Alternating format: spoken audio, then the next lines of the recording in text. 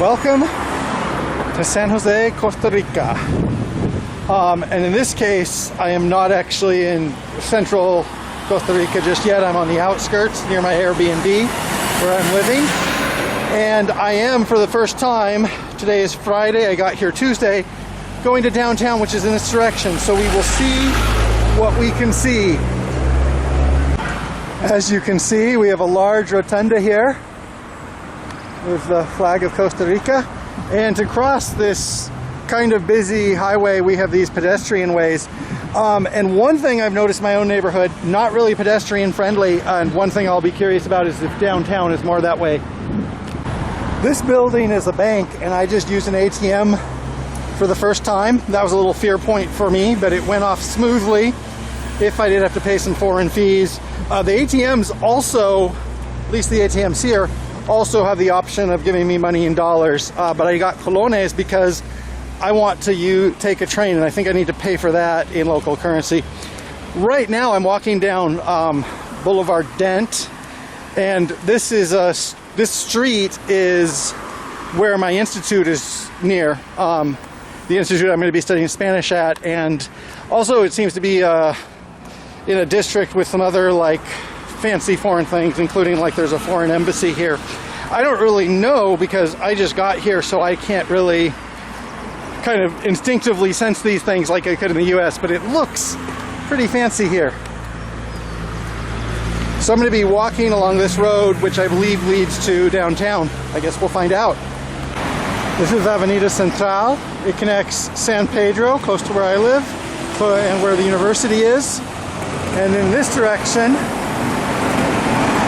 is downtown San Jose, and not that far in paper. Let's see how long it takes to walk there in real life.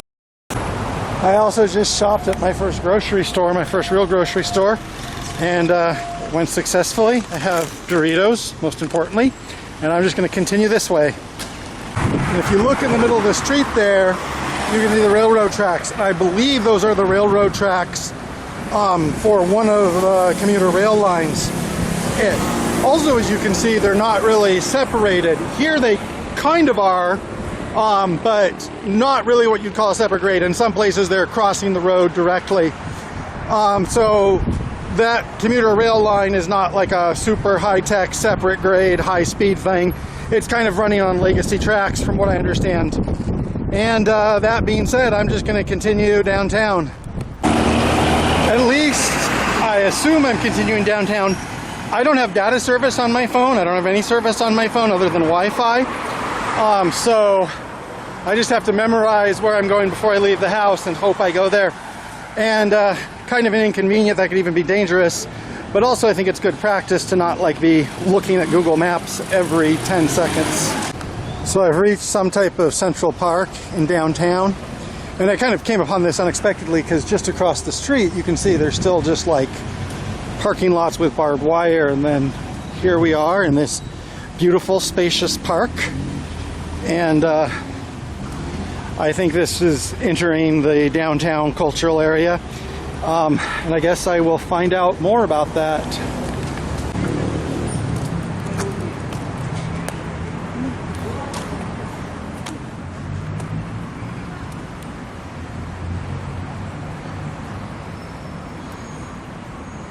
It's also getting close to the time when the thunderstorms start, but right now no rain, just thunder in the distance.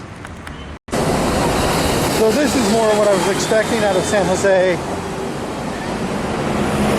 Sidewalks, people walking, but even here, you know, this is the capital city, and I've seen some governmental buildings, historical buildings, but it's kind of underwhelming as far as that goes. Not like a lot of great marble, you know, edifices and stuff like that so far, but it's nice, but it is, for capital city, kind of understated.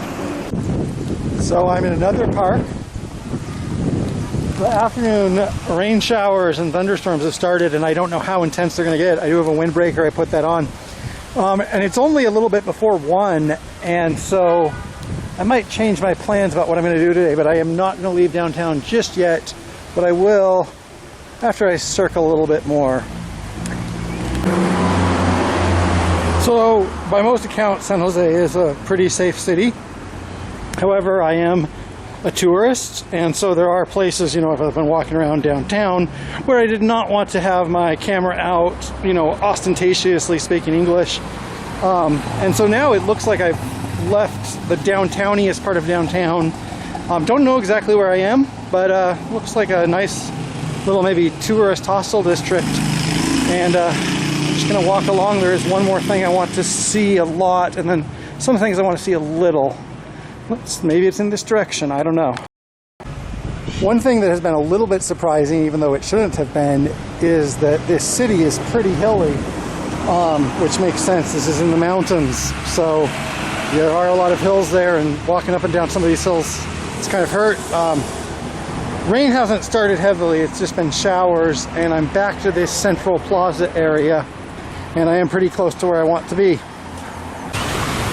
¿Dónde está la biblioteca?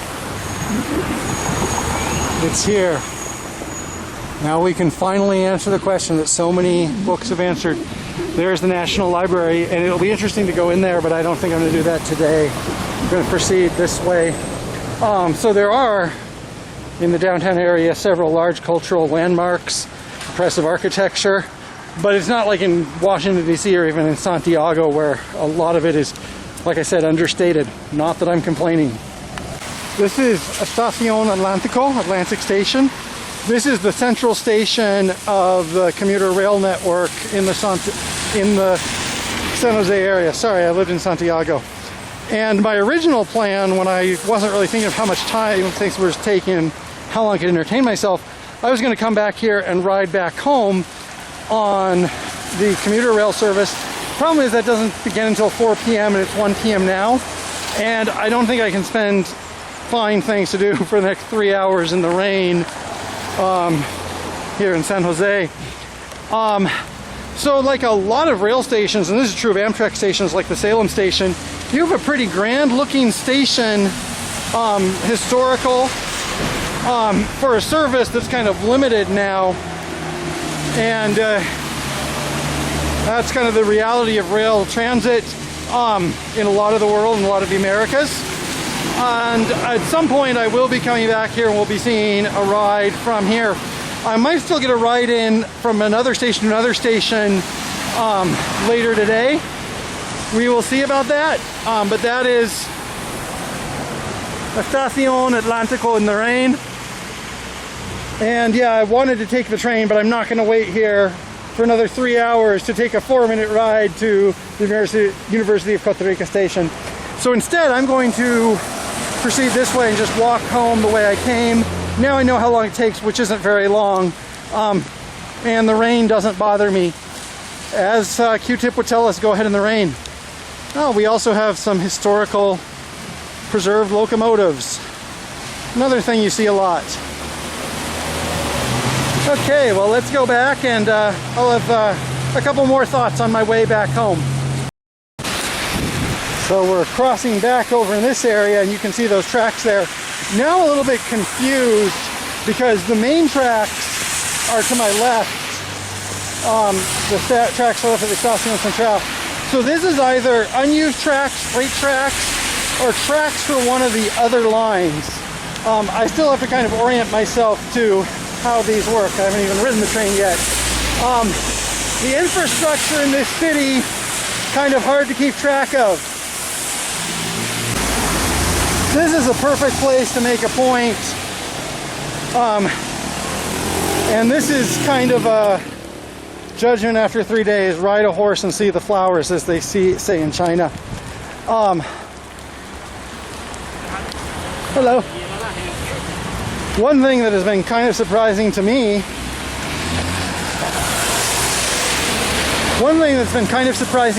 is that Costa Rica is a very high level of development in Latin America, pretty much tied with mi otro propio país, Chile, for the level of human development, economic development, health and welfare, some of which is statistically better than the US.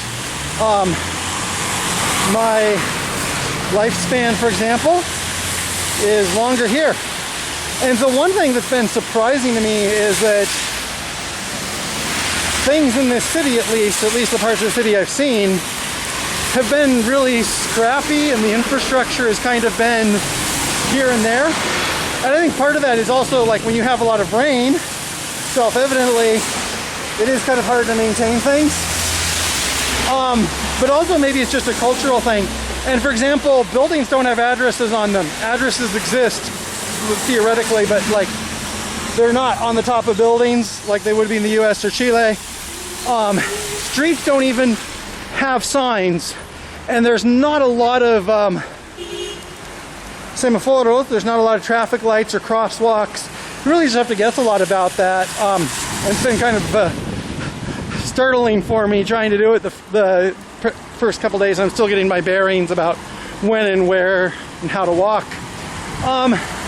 So I'm not saying that to insult the country.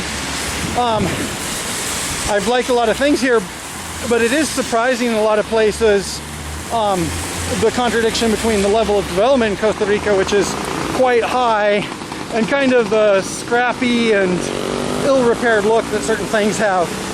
So that's just something to consider, and I will probably be having more revelations about that as I see more. So I'm almost home, and it has stopped raining, at least for now. Really looking forward to drying off. As somebody from Oregon, I'm used to rain, not used to downbursts like that, where it can rain a day's worth of rain in 10 minutes. And speaking of things I'm not used to, one thing that's different in Oregon and Washington, I'm dealing with places that I've known all my life, literally in the case of Mount Vernon, and places where I've memorized the Wikipedia figures for population and studied Google Street View. And usually when I'm going into a place like that, I know what I'm going to see and I know what I'm going to talk about, with a few exceptions. Here, obviously, all of this is new to me, so it's less encyclopedic and more about what does a stranger see. And hopefully my ignorance has been, you know, the experience of like trying to figure out where I am has been good to understand what it's like to be here. Anyway, with that in mind, today's video, there will be more.